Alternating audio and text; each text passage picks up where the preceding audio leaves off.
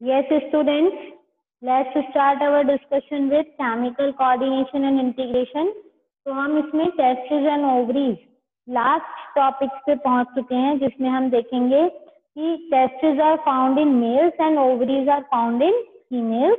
तो दोनों के अंदर कौन कौन से हॉर्मोन्स प्रेजेंट हैं, एग्जिस्ट करते हैं और उनका क्या रोल होता है, वो पूरा रोल प्ले हम इसमें देखेंगे। ठीक है, तो आप देखेंगे कि इनकी पोजीशन देख सकते हैं आप इस फिगर के थ्रू कि जो ओवरीज होती हैं ये कुछ थोड़ा ऊपर लाई करती हैं, अपर एब्डोमेन में होती हैं, और testis comparatively lower down portion में एग्जिस्ट करती हैं, क्योंकि ये स्क्रोटम में और बॉडी से बाहर हैंग फॉर्म में पाई जाती हैं। ठीक है, तो ओवरीज हमारी फीमेल्स में है और टेस्टिस मेल में है।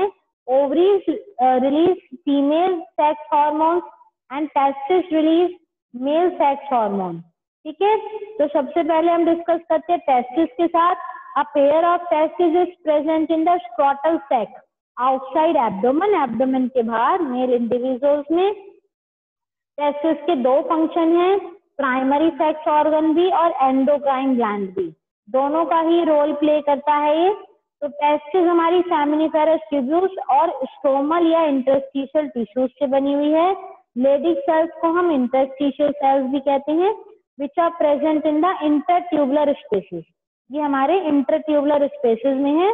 Produce a group of hormones, ये दो टाइप के मतलब दो हॉर्मोन्स प्रोड्यूस कर रही है, एंड्रोजन्स एंड टेस्टोस्टेरोन। ठीक,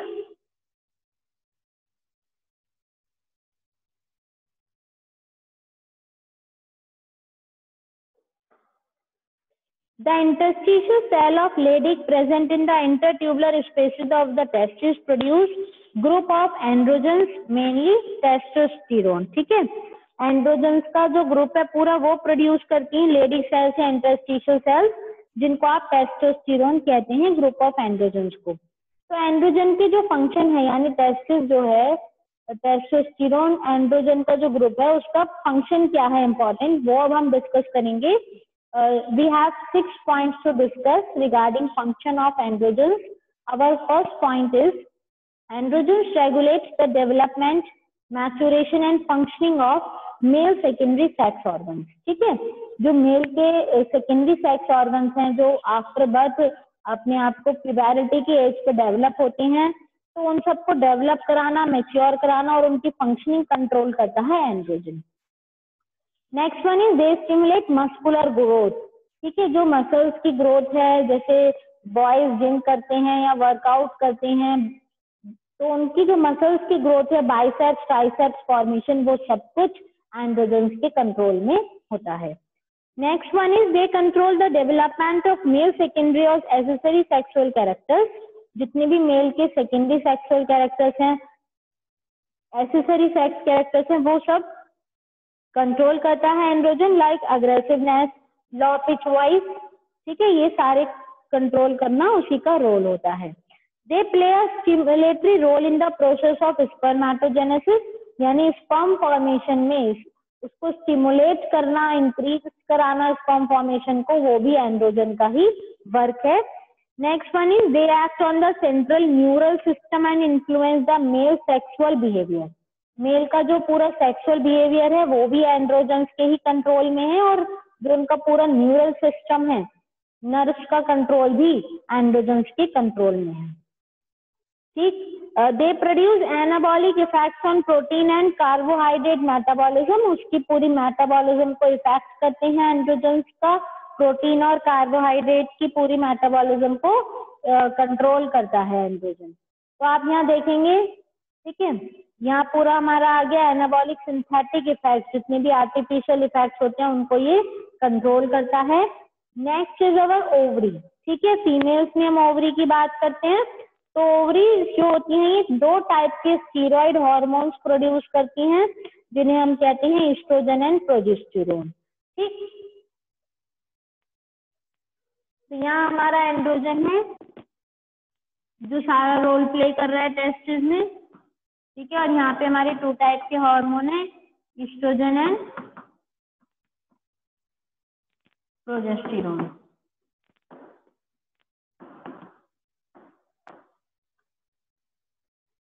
ठीक है, कहीं कहीं आपको ये ऐसे लिखा हुआ भी मिल सकता है, बोथ आर करेक्ट। ठीक, देखेंगे आगे। First of all we will discuss about estrogen. ठीक है, estrogen are secreted by follicular cells. जो फॉलिकल्स बने हुए होते हैं, ग्राफियन फॉलिकल्स होते हैं ओवरीज के अंदर, उनसे प्रोड्यूस होती है of the Graafian ovarian follicles and perform the following function. तो इसमें आ जाएगा, दे stimulate the growth and functioning of female secondary sex organs. जो फीमेल के सेकेंडरी सेक्स ऑर्गन्स हैं उनकी पूरी फंक्शनिंग को कंट्रोल करता है oestrogen. They also stimulate the growth of ovarian follicles. Ovarian follicles की growth को control करता है। They stimulate the appearance of female secondary characters. जितने भी female के secondary characters हैं उनको develop कराने के, उनके अंदर sexual characters develop कराने के, वो सारे जो factors हैं उनको estrogen ही control करता है। ठीक, they influence the growth of mammary glands. तो females के अंदर mammary glands का development होता है, फॉर्मेशन होता है, मिल्क सीक्रेशन होता है पार्चुरेशन के बाद, तो वो सारे रोज भी ईस्ट्रोजन के कंट्रोल में है। ठीक, नेक्स्ट वन इज प्रोजेस्टेरोन। दूसरा ओवरीज से रिलीज होने वाला हार्मोन है प्रोजेस्टेरोन। तो progesterone is secreted by corpus luteum. Estrogen को सीक्रेट कर रही थी फॉलिकुलर सेल्स, लेकिन प्रोजेस्टेरोन को सीक्रेट करती है corpus luteum formed from ruptured follicle. जो फॉलिकल सेल रप्चर होती है वहां से जो कॉर्पस ल्यूटियम बनती है वो प्रोजेस्टेरोन सीक्रेट करती है। Progesterone supports pregnancy. तो ये बहुत ही इंपॉर्टेंट हार्मोन है प्रेगनेंसी के टाइम पे, यानी ये उसको स्टिमुलेट करता है, सपोर्ट करता है और इंक्रीज करने में हेल्प करता है चांसेस को। और it acts on mammary gland and stimulate the formation of alveoli and milk secretion. ज्यादा से ज्यादा मैमरी ग्लैंड के अंदर एल्वियोलीज बनाता है ये, ताकि सरफेस एरिया इंक्रीज हो सके फूड एब्जॉर्प्शन का, ताकि मिल्क फॉर्मेशन ज्यादा क्वांटिटी में हो सके। तो मैमरी ग्लैंड्स के ऊपर प्रोजेस्टेरोन का बहुत ही इंपॉर्टेंट रोल है। ठीक है, तो ये थे हमारे टेस्टिस एंड ओवरीज। अब हम आगे कुछ टॉपिक देखते हैं, हार्मोन्स फ्रॉम हार्ट। ठीक है, हार्ट की अगर हम बात कर रहे हैं तो the atrial wall of our heart secrete atrial natriuretic factor, ANF जिसको आप बोलते हैं। तो यहाँ जो हमारा हार्ट है ह्यूमंस का, वो एट्री नाट्रियूरेटिक फैक्टर्स को सीक्रेट करती है, ANF फैक्टर्स को। ये हम हार्मोन्स पढ़ रहे हैं हार्ट से रिलेटेड। ठीक है, तो when the blood volume और pressure in the atria increases, यानी एट्रिया के अंदर ब्लड प्रेशर या ब्लड का वॉल्यूम बढ़ जाता है, तब वो एंटी नाट्रियूरेटिक फैक्टर्स को रिलीज करती है। And this hormone decreases the blood pressure by causing dilation of blood vessels. ठीक है, ये ब्लड वेसल्स को डायलेट करके, उनको थोड़ा सा स्ट्रेच करके और ब्लड प्रेशर को डिक्रीज करने में, ठीक है, कम करने में हेल्प करता है। ठीक है, ताकि जो ब्लड प्रेशर अगर ज्यादा लगेगा बीपी बढ़ जाएगा, फिर अगर ब्लड वॉल्यूम बढ़ गया तो उस टाइम पे डायलेशन का काम जो होता है वो पूरा एंटी डायूरेटिक फैक्टर का ही, एंटी नाट्रियूरेटिक फैक्टर का ही होता है हार्ट में। तो ये इस हार्ट के हार्मोन का रोल है। अब हम देखेंगे हार्मोन फ्रॉम किडनी। किडनी से अगर हम बात आती है तो the cells of juxtaglomerular apparatus, जो हमने जक्स्टाग्लोमेरुलर एपरेटस पढ़ा था एक्सक्रीशन के टाइम पे, तो उसका रोल होता है पेप्टाइड हार्मोन के फॉर्मेशन। तो हार्मोन फ्रॉम किडनी, जो सेल्स होती हैं जक्स्टाग्लोमेरुलर एपरेटस की, वो प्रोड्यूस करती हैं पेप्टाइड हार्मोन्स, जिनको आप इराइथ्रोपोइटिन के नाम से जानते हैं। It stimulate erythropoiesis. जो इराइथ्रोपोइसिस का प्रोसेस है, यानी इराइथ्रोसाइट्स का फॉर्मेशन है, उसको ये पूरी तरह से कंट्रोल करती है, हार्मोन्स जितने भी हमारे किडनी से रिलीज हो रहे हैं। फिर है hormones from kidney, hormones from liver. तो हार्मोन्स फ्रॉम लीवर जैसे ग्रोथ फैक्टर्स है ना, ग्रोथ का कंट्रोल होना, ग्रोथ फैक्टर्स का रिलीज, वो हमारा लीवर से होता है। तो these growth factors are essential for normal growth of tissues. ये जो ग्रोथ फैक्टर का रिलीज हो रहा है लीवर से, ये टिश्यूज की नॉर्मल ग्रोथ के लिए इंपॉर्टेंट है। And also for their repair and regeneration, और उनकी रिपेयरिंग के लिए और रीजनरेशन के लिए भी इंपॉर्टेंट है। Next is hormones from gastrointestinal tract. ठीक है, तो गैस्ट्रोइंटेस्टाइनल ट्रैक्ट के जो हार्मोन्स हैं, hormone secreted by the different parts of the alimentary canal, वो आपके होते हैं गैस्ट्रोइंटेस्टाइनल ट्रैक्ट से निकले हुए हार्मोन्स, जो हमारी एलिमेंट्री कैनाल के पार्ट से निकलते हैं। तो इसमें आते हैं आपके gastrin, secretin, cholecystokinin and gastric inhibitory peptide. तो ये आपके 4 हार्मोन्स हैं जो इंटेस्टाइन से निकल रहे हैं। ठीक, अब हम देखेंगे मैकेनिज्म ऑफ हार्मोन एक्शन। देखिए बेटा, hormones produces their effect on target tissue. जितने भी हार्मोन्स हैं उनका इफेक्ट अपने टारगेट टिश्यू पे होता है जहां उसको एक्ट करना होता है जाके। तो ये पर्टिकुलरली क्या करता है, बाइंड करता है स्पेसिफिक प्रोटीन के साथ जिसको आप हार्मोन रिसेप्टर कहते हैं। जैसे एंजाइम कैटालाइज्ड रिएक्शन होती है, ऐसे ही हार्मोन रिसेप्टर रिएक्शन है। जो टारगेट टिश्यू है वहां पर रिसेप्टर होता है, वो उस हार्मोन को रिसीव कर लेता है और हार्मोन रिसेप्टर के थ्रू ये रिएक्शन कंप्लीट होती हैं। तो हार्मोन रिसेप्टर प्रेजेंट होते हैं सेल मेम्ब्रेन में टारगेट सेल की, और उन्हें आप मेम्ब्रेन बाउंड रिसेप्टर कहते हैं। And the receptor present inside the target cell, उन्हें आप इंट्रासेलुलर रिसेप्टर कहते हैं। तो मोस्टली न्यूक्लियर रिसेप्टर जो होते हैं, यानी न्यूक्लियस के अंदर जो होते हैं, वो होते हैं इंट्रासेलुलर रिसेप्टर्स। ठीक, तो binding of a hormone to its receptor leads to formation of human receptor complex. जब भी कोई हार्मोन बाइंड करता है रिसेप्टर के साथ, उससे फॉर्मेशन होता है हार्मोन रिसेप्टर कॉम्प्लेक्स हमारा पूरा बनता है। आप इस फिगर में देख सकते हैं। देखिए ये हार्मोन है, जैसे कि फॉलिकुलर स्टिमुलेटिंग हार्मोन ले लिया हमने, और ये आपकी ओवरी की वॉल है। तो ओवरी की सेल मेम्ब्रेन में रिसेप्टर है। ठीक है, रिसेप्टर की शेप ऐसी होगी ताकि उसमें हार्मोन फिट हो सके। तो फॉलिकुलर स्टिमुलेटिंग हार्मोन ओवरी की वॉल में फिट हो गया।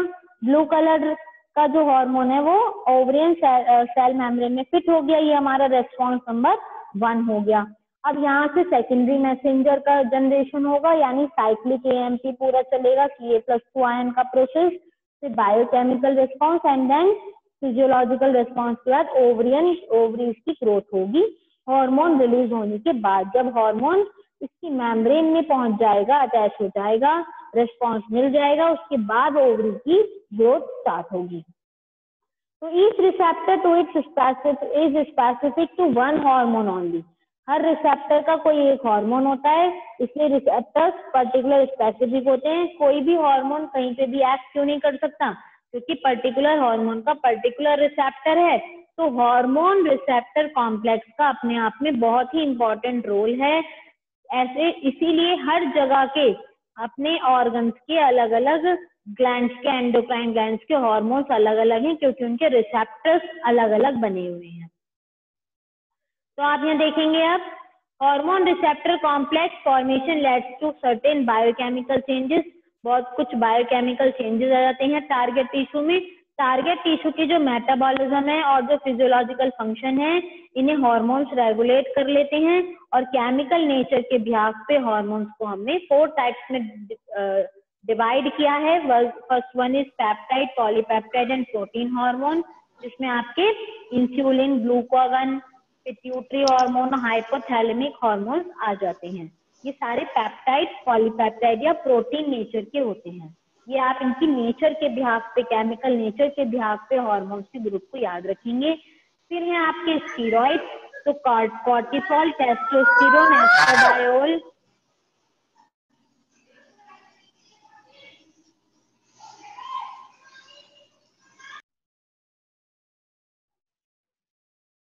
तो आप देखेंगे इसमें हमारे प्रोजेस्टेरोन भी स्टीरॉइड्स में आ जाते हैं। आयोडोथायरोनिन, जिसमें आपका thyroid hormone, amino acid derivative में एपिनेफ्रिन आता है। तो hormone which interact with membrane bound receptor normally do not enter the target cell. वो टारगेट सेल में एंटर नहीं होता है, बट जनरेट सेकेंडरी मैसेंजर्स, बल्कि वो सेकेंडरी मैसेंजर्स को जनरेट करता है, और which in turn regulate cellular metabolism, और वो अपने आप ही सेलुलर मेटाबॉलिज्म को रेगुलेट कर देता है। हार्मोन जो इंटरेक्ट करता है इंट्रासेलुलर रिसेप्टर्स के साथ, वो रेगुलेट करता है जीन एक्सप्रेशन को। इंट्रासेलुलर रिसेप्टर कौन से हैं, जैसे स्टीरॉइड या आयोडोथायरोनिन के साथ जो इंटरेक्ट करता है, वो रेगुलेट करते हैं जीन एक्सप्रेशन को, ठीक है, या क्रोमोसोम के फंक्शन को हार्मोन रिसेप्टर कॉम्प्लेक्स के साथ इंटरेक्ट करके। ये जो पूरा क्यूमुलेटिव बायोकेमिकल रिएक्शन है, एक्शन है, ये इसकी हमारी बॉडी का फिजियोलॉजिकल और डेवलपमेंटल इफेक्ट डालता है। पूरी तरह से इनका रोल होता है। आप देख सकते हैं इस फिगर में यहाँ आपको हमने दिखाया है प्रोटीन हार्मोन और स्टीरॉयड हार्मोन, ठीक है। तो आप इस फिगर में देखेंगे, ये हमने प्रोटीन हार्मोन का देखा कि फॉलिकुलर स्टिमुलेटिंग हार्मोन जब ओवरियन वॉल में अटैच हुआ तब वहां पे उसकी ओवरियन ग्रोथ शुरू हुई। फिर हमने यहाँ पे स्टीरॉयड हार्मोन देखा, जैसे हार्मोन है एस्ट्रोजन।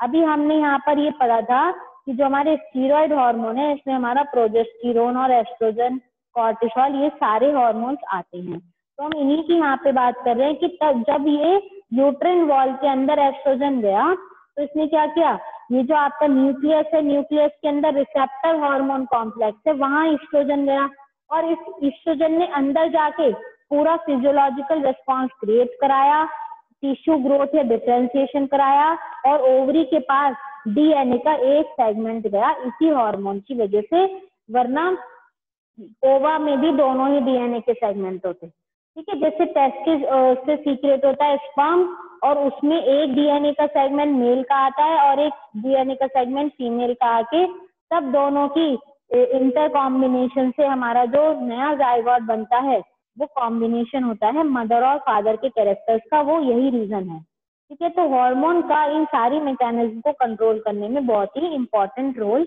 होता है।